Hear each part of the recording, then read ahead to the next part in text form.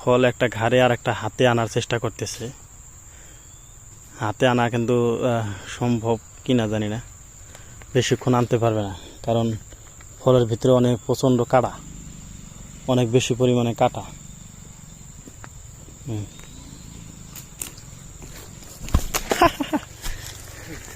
দুইটাই পড়ে গেছে, পিছের থেকে ওইটাও পড়ে গেছে, আবার সামনেরটাও পড়ে গেছে।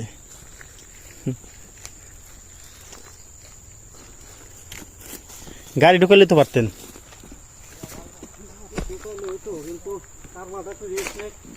ও কারবা কাজ করতে করতে হাঁপায় গেছে, এই জন্য রেস্ট দিচ্ছেন, এই জন্য আপনি নিজেই কষ্ট করতেছেন।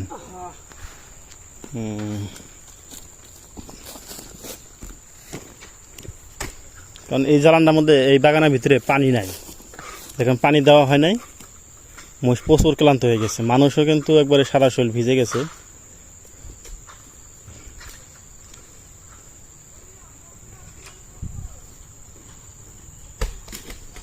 এই গাড়ি ভাঙিস না আমার।